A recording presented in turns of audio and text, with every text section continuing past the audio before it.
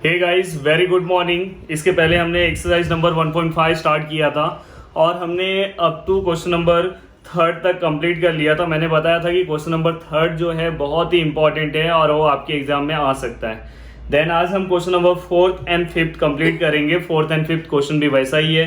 Then fourth and question कैसा है, देखो, right the symbolic form of the following switching circuit. हमें क्या करना है, जो हमें स्विचिंग सर्किट दिया है इसका हमें सिंबॉलिक फॉर्म लिखना है। आपको आता है लिखने। कंस्ट्रक्ट इस स्विचिंग टेबल, हमें उसका स्विचिंग टेबल बनाना है, आपको आता है, वो भी हमने इसके पहले वाले क्वेश्चन में किया। एंड इंटरप्रेटेड मतलब वहां पे आपको क्या करना है पता है, बताना है कि उसका रिजल्ट क्या है, कि मतलब ये जो स्विचिंग सर्किट है इसके अंदर जो लैंप है वो ग्लो होगा या नहीं होगा, वो आपको बताना है। तो गाइस देखो, हम यहाँ पे वन बाय वन सॉल्व करते हैं। सबसे पहले हम यहाँ पे यहाँ पे एक पैरामीटर हम क्या करेंगे, डिफाइन करेंगे। पैरामीटर इसके अंदर कितने हैं, S1 मतलब कौन सा हो गया, P। दूसरा पैरामीटर कौन सा हो गया, S1 डैश मतलब निगेशन। पहले S1 S2 का ले लेता हूँ, P और Q, और ये क्या हो जाएगा, निगेशन P, और ये क्या होगा, निगेशन Q। तो आपको पता है P मतलब क्या होगा, स्विच। S1 इज क्लोज, आपको पता है, और यहाँ पे क्या आएगा, स्विच S2 इज क्लोज। बहुत ही इंपॉर्टेंट एक्सरसाइज है गाइस ये आपका बार को, इसलिए मैं इसको जहां तक हो रहा है वहां तक मैं कंप्लीट आपको अच्छे से करा के दे रहा हूँ। फिर यहाँ पे निगेशन P जो है, निगेशन P जो आएगा, क्या आएगा, switch S1 is open. Then switch, सब स्विच में ही काम होगा, S2 इज ओपन ना, डैश वाले हैं तो ओपन हो जाएगा। तो आपने यहां तक लिखा। देन इसका आप क्या लिखोगे, सिंबॉलिक फॉर्म। क्या लिखोगे, कौन सा form, symbolic form of given circuit. मैं डायरेक्ट लिख रहा हूं सिंबॉलिक फॉर्म। देखो क्या आएगा, सबसे पहले आपको पता है कि और ये दोनों किसमें है, पैरेलल में, तो यहाँ पे एक आ जाएगा, और ये दोनों इसको पैरेलल, तो यहाँ पे एक आ जाएगा, सिंपल सा है। देन यहाँ पे ये क्या है बताओ, P है, ये आपको समझ में आ रहा है, निगेशन Q है, और दोनों के बीच, दोनों पैरेलल है तो दोनों के बीच में और आया। बाद में ये दोनों किसमें अंदर है, सीरीज में है, तो यहाँ पे क्या आएगा, निगेशन P, एंड यहाँ पे क्या आएगा, Q। तो गाइज यहाँ पे ये आपको सिंबॉलिक फॉर्म हो गया। आपको क्या करना है, ये जैसे ही कंप्लीट होगा आपको इसका स्विचिंग टेबल बनाना है, ये जिसे हम इनपुट आउटपुट टेबल बोलते हैं। तो मैं यहाँ पे स्विचिंग टेबल तैयार करता हूँ। स्विचिंग टेबल के लिए क्या क्या रिक्वायरमेंट है आप देख लो। सबसे पहले P चाहिए अपने को, Q चाहिए, हाँ, निगेशन P है क्या, हाँ है, निगेशन P है सर, निगेशन Q है, हाँ है, दिखाई दे रहा है। बाद में ये ब्रैकेट चाहिए आपको, फिर आप यहाँ पे क्या लिखोगे, P एंड निगेशन Q, आपने ये लिखा। बाद में फिर यहाँ पे क्या लिखोगे, निगेशन P, यहाँ पे मैंने एंड को और बोला होगा तो समझ जाना, घाई में होता है ऐसा। और ये देखो लास्ट में जगह नहीं बचा है, बट मैं कोशिश करता हूँ लास्ट में लिखने के लिए। ओके, देखो अब लास्ट में मैं कैसे लिखूंगा, मेरे को पता है ना, फर्स्ट और सेकेंड, ये दोनों का क्या है, और है। मैं यहाँ पे लास्ट में लिखता हूँ फर्स्ट और सेकेंड, ये दोनों का क्या, और। तो गाइज यहाँ पे हम सॉल्व करेंगे वन बाय वन और देखते हैं कि हमारा रिजल्ट क्या आता है। सबसे पहले आपको पता है कि इसके अंदर हम 1 1 0 0 लेते हैं। देन ये क्या होगा, 1 0 1 0, ये क्या हो जाएगा, निगेशन P मतलब इसका उल्टा, 0 0 1 1, निगेशन Q क्या हो जाएगा, 0 1 0 1। देखो मैं ऐसे रख रहा हूं, आपको भी एग्जाम में, आपके पास भी दो हाथ है, तो ऐसे ही आपको काम करना है, तो आपका आंसर ये राइट होगा। जो जितना सिंपल होता है उतना रॉन्ग होने के ज्यादा चांसेस होते हैं, ये चीज याद रखना। तो अगर आप अच्छे से नहीं करोगे तो यहाँ पे रॉन्ग होने के ज्यादा चांसेस है। अगर आप सिस्टमैटिक अच्छे से करते जाओगे तो रॉन्ग नहीं होगा। देखो यहाँ पे अब आपको क्या करना है, P और निगेशन Q, P देखो यहाँ पे और निगेशन Q, ये दोनों के बीच में और निकालना। और के लिए आपको पता है both the value are false then answer is false, मतलब both the value are 0 then answer is 0। नहीं है, हाँ है, तो आंसर क्या आएगा यहाँ पे, 0 नहीं है, तो बाकी जगह पे क्या आएगा, 1 1 1। देखो एंड है, किसका एंड निकालना, निगेशन P और Q का, ये दोनों का, both the value are 1 then answer is 1। देखो यहाँ पे आंसर क्या आएगा, 1, और बाकी जगह पे क्या आएगा, 0 आएगा। ओके, तो गाइस नेक्स्ट यहाँ पे आपको दिखाई दे रहा है और, ये दोनों का और निकालना है। और मतलब क्या होता है, both the value are false then answer is false. अब देखो both the value are false मतलब both the value are 0 then answer is 0। दोनों वैल्यू यहाँ पे 0 नहीं है, मतलब सब वैल्यू क्या आएगा, 1 1 1 1। ओके, तो गाइस ये हमारा कंप्लीट हो गया। अब हमें क्या करना है, रिजल्ट देना है, आंसर लिखना है। उन लोगों ने बोला कि इसका आंसर बताओ कि आंसर क्या आएगा, इसका रिजल्ट क्या आएगा। अब देखो यहाँ पे 1 मतलब ये यहाँ पे बल्ब क्या होगा, यहाँ पे लैम्प क्या होगा, ग्लो होगा, यहाँ पे भी ग्लो होगा, यहाँ पे भी ग्लो होगा, यहाँ पे भी ग्लो होगा।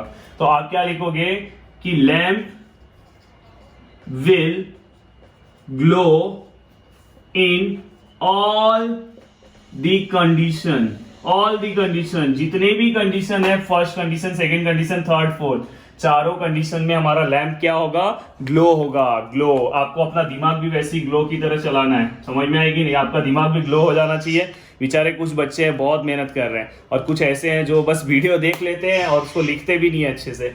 तो आप 12th में हो, बार बार बोल रहा हूँ कि आप कोई जूनियर में सीनियर में नहीं हो कि एक बार गलती करोगे फिर सीखने का मौका मिलेगा। अभी तो बहुत सारे, देखो यहाँ पे मैंने सब जाने तो वो सब चीज़ों पे नहीं बोलता हूँ, नहीं तो आपको बुरा लग सकता है, आपके अच्छे के लिए बोल रहा हूँ। अब यहाँ पे आपको दिखाई दे रहा होगा मैं सिस्टमेटिक कितने अच्छे से आपको लिख के दे रहा हूँ। देखो यहाँ पे डायग्राम आपको भी ऐसे ही करना है, फिर ये लेट, फिर स्विचिंग, फिर यहाँ पे सिंबॉलिक फॉर्म, देन आपको स्विचिंग टेबल, देन आपको आंसर देना है, इंटरप्रेट यहाँ पे मैंने करके आंसर दिया।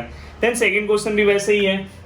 अब देखो सेकंड क्वेश्चन में आपको बस बताऊंगा डायरेक्ट, और आपको क्या करना है, उसका सिंबॉलिक फॉर्म मैं उसका बता देता हूँ और आपको उसका आंसर निकालना है। तो गाइस बस आपसे मेरा यही रिक्वेस्ट है कि आप घर पे रहो और पढ़ाई जितना हो सके आपसे पढ़ाई करो। अब देखो सेकंड क्वेश्चन कैसा है, आप मेरे साथ ड्रॉ करते जाओ आप भी।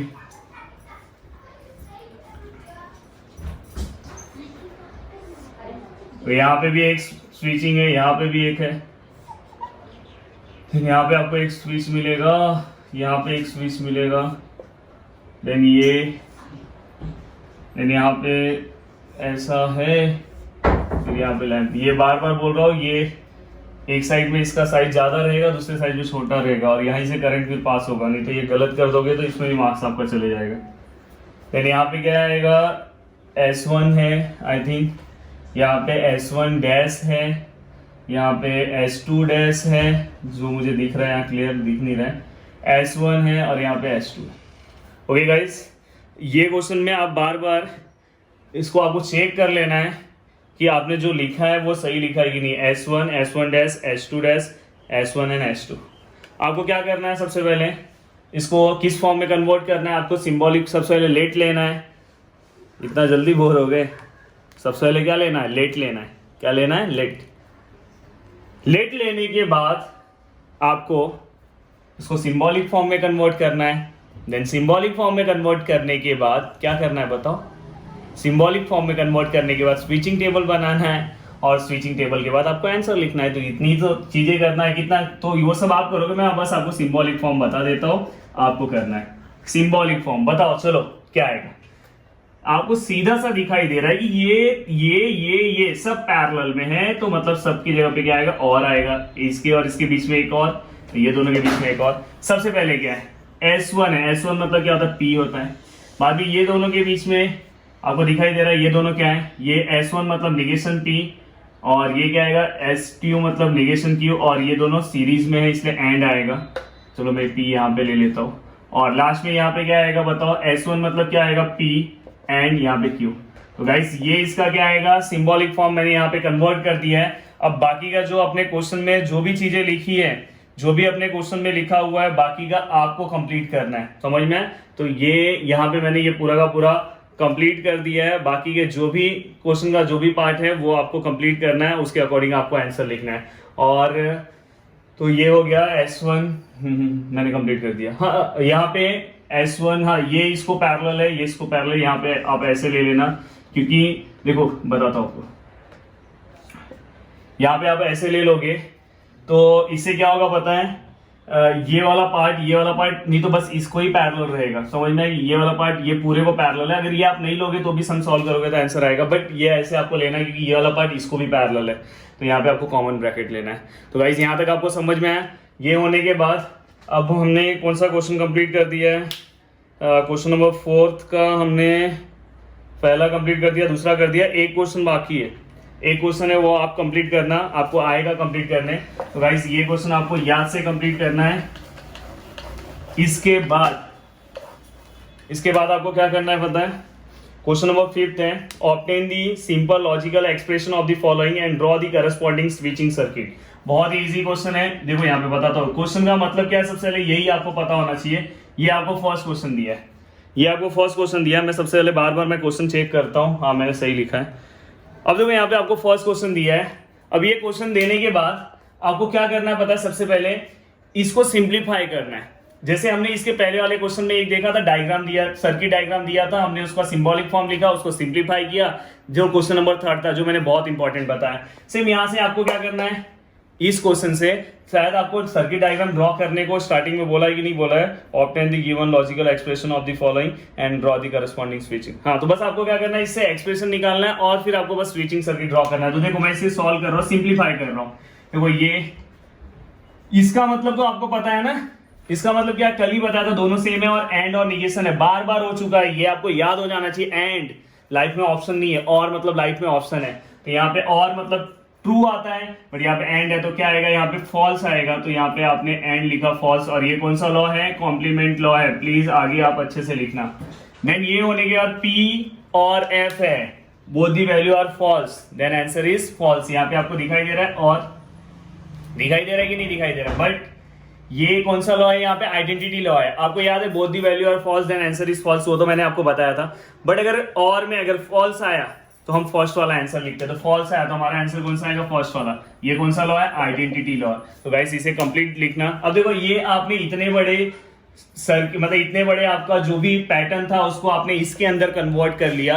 अब आप इसका सिंप्लीफाई सर्किट डायग्राम ड्रॉ करो, तो आप यहाँ पे लिख सकते हो circuit diagram. Okay, then circuit diagram क्या आएगा बताओ, अब आप खुद से बनाओ। यहाँ पे एक ही आएगा सर्किट, एक सर्किट आपने ड्रॉ कर दिया, एक यहाँ पे लैंप दिखा दिया और यहाँ पे बैटरी दिखा दी। ओके, ये प्लस हो गया, माइनस यहाँ से करंट जा रहा है, यहाँ से आ रहा है। और ये P1 मतलब P मतलब क्या होता है, S1 आपने दिखा दिया। तो ये सिंप्लीफाई डायग्राम हो गया इसका। और यहाँ पे डिफाइन कर लेना, लेट P मतलब क्या होता है, स्विच S1 इज क्लोज, ऐसे आप लिख लेना। L मतलब क्या होता है, लैंप होता है। कितना इजी क्वेश्चन है। तो ये भी आपका कंप्लीट हो गया। देन इसके बाद आपको क्या सॉल्व करना है, इसके बाद आपको उसके अंदर टोटल 4 क्वेश्चन है। चलो मैं उसके बाद वाला क्वेश्चन भी लिखता हूँ, वो भी सॉल्व करा देता हूँ। निगेशन P एंड Q और negation P and negation Q और P एंड निगेशन Q। फिर से एक बार मैं चेक करता हूँ हमेशा। देखो यहाँ पे ब्रैकेट दिया है और यहाँ पे ब्रैकेट ही नहीं है, तो जाने दो जैसा है। निगेशन P एंड Q और negation P and Q, negation Q, yes सही है, P एंड, हाँ सही है। ओके, ये होने के बाद ये जैसे ही आपका आंसर आ चुका है, आपको क्या करना है, आपको क्या करना है पता है। देखो यहाँ पे कॉमन दिख रहा है ये दोनों, इसको पहले सिंप्लीफाई करना है ना आपको, सेम क्वेश्चन है, तो आप यहाँ से इसको बाहर ले लोगे। अंदर क्या बचा बताओ, Q बचा और बचा, यहाँ से क्या बचा, निगेशन Q, और ये वाला पार्ट ऐसे ही रखो। आपने कॉमन लिया, कौन सा लॉ आएगा, डिस्ट्रीब्यूटिव लॉ। अब तो आप फास्ट हो जाने चाहिए लॉ में। देन आपको क्या करना है, निगेशन P एंड, बहुत भारी एंड बना रहा हूं। ओके, इसका आपको पता है, देखो और आया, और आएगा तो यहाँ पे क्या आएगा, ट्रू आएगा, पता है आपको। देन ये ऐसे ही रखो। ओके, देन यहाँ पे ये देखो ट्रू आया तो कौन सा लॉ आया, कॉम्प्लीमेंट लॉ। देन यहाँ पे आपको पता है एंड रहेगा, ट्रू रहेगा, तो हम फर्स्ट वाला वैल्यू लिखते हैं, आइडेंटिटी लॉ। ये तो कम से कम आपको अब आ जाना चाहिए। तो यहाँ पे कौन सा लॉ हो गया, आइडेंटिटी लॉ। देन आपको क्या करना है, ये अंदर मल्टीप्लाई होगा तो निगेशन P और P, और यहाँ पे एंड निगेशन P और निगेशन Q। ओके, ये वाला टर्म P से एक बार मल्टीप्लाई होगा, एंड आया, फिर ये वाला टर्म किससे मल्टीप्लाई होगा, Q से होगा। तो यहाँ से क्या होगा, इसे हम क्या बोलेंगे, डिस्ट्रीब्यूटिव लॉ। ओके, देन आपको पता है, चलो इसको थोड़ा सा हम इसको आगे पीछे कर देते हैं, P और ये निगेशन P आगे पीछे करते हैं, तो पता है ना आपको क्या लिखते हैं, कौन सा यहाँ पे क्या लिखेंगे हम, पता है आपको क्या लिखते हैं हम यहाँ पे, कॉम्यूटेटिव लॉ। देन यहाँ पे ये दोनों का मतलब आपको पता है, जैसे यहाँ पे अभी आपने सॉल्व किया, ये सेम वही है, समझ में आ रहा है कि नहीं। तो यहाँ पे क्या आएगा, ट्रू, यहाँ पे एंड, और यहाँ पे निगेशन P और निगेशन Q। ये बहुत प्रैक्टिस से आपको आएगा। ये आपका कंप्लीट हो गया। कंप्लीट होने के बाद यहाँ पे देखो ये T लिखा हो, तो जैसे मैं यहाँ पे T लिखा हो तो कौन सा लॉ लिखा हो, complement law, complement law. Then आपको पता है यहाँ पे एंड है, यहाँ पे क्या एंड है, एंड रहेगा और अगर ट्रू रहेगा तो हम उसके अलावा जो बचता है वो वैल्यू लिखते हैं, ये आपको पता होगा। अब ये सब चीजें मैं बार बार पढ़ा रहा हूँ इसलिए फास्ट यहाँ पे कर रहा हूँ। तो यहाँ पे आंसर क्या आएगा, आइडेंटिटी लॉ। तो गाइस इसका इतने बड़े सर्किट का सिंप्लीफिकेशन किसमें कन्वर्ट हुआ, इसके अंदर। अब आप इसका सर्किट डायग्राम आराम से ड्रॉ कर सकते हो। आप क्या कर सकते हो, यहाँ पे और है तो आप और में यहाँ पे दो चीजें दिखा दो और उसको सर्किट डायग्राम से कनेक्ट कर दो, समझ में। तो देखो यहाँ पे और मतलब आपको वो भी मैंने बताया है, बार बार बता रहा हूँ, जो फर्स्ट टाइम वीडियो देख रहा होगा। देखो ये सापो मैंने बताया, एस मतलब सीरीज में रहेगा तो एंड, पी मतलब पैरेलल में रहेगा तो। गाइस यहाँ पे मैंने इसमें भी एक क्वेश्चन ले लिया। अब बाकी के जो क्वेश्चन है वो आपको सॉल्व करना है। लगभग मैंने मैक्सिमम क्वेश्चन आपको करा दिया है, पूरा का पूरा 1 मंथ गया है लॉजिक लेसन कंप्लीट कराने में। अब हम नेक्स्ट लेसन स्टार्ट करेंगे। आज हमारा ये कंप्लीट हो गया। देखो नेक्स्ट लेसन मैं कौन सा स्टार्ट करता हूँ, हो सकता है कि मैं साथ में 2 लेसन स्टार्ट करके रखूँ, ये भी हो सकता है। अब ये मुझे 2 लेसन साथ में लेके चलना पड़ेगा। हो सकता है एक सिंपल लेसन लो और एक डिफिकल्ट लेसन, क्योंकि डिफिकल्ट लेसन जैसे अभी डेरिवेटिव ये सब लंबे लेसन है तो इसके लिए थोड़ा सा लंबा टाइम जाएगा। और कुछ लेसन ऐसे होंगे कि जो मैं आपको अलग से करा के दूं, वो हम 2-2 लेक्चर साथ में लेके चलेंगे, ऐसा भी हो सकता है। बट आपकी मेहनत सबसे इंपॉर्टेंट है, प्लीज आप मेहनत करो तो ही हम आगे बढ़ सकते हैं, क्योंकि आपके मेहनत की वजह से हम कुछ नहीं है, समझ में। अगर हम यहाँ से नीचे भी कूद जाएंगे तो भी कुछ मिलने वाला नहीं है जब तक आप मेहनत नहीं करोगे। हम चाहे, इसका मतलब है नीचे कूदने का मतलब मैं सच में नहीं कूद रहा हूँ, मतलब कि कुछ भी कर ले, कितना भी अगर मेहनत कर ले, कुछ मतलब नहीं निकलेगा जब तक आप नहीं उठोगे। तो प्लीज गाइस उठो और आप मेहनत करो, और आपका उठना हमारे लिए बहुत ही जरूरी है। और इस वीडियो को आप लाइक कर दो, और अगर वीडियो आपको अच्छा लगा तो आप कमेंट्स करना, और जितना हो सके इसे शेयर करो। और अगर आपने चैनल को सब्सक्राइब नहीं किया तो सब्सक्राइब करो और घर पे बैठ के पढ़ाई करो। Thank you.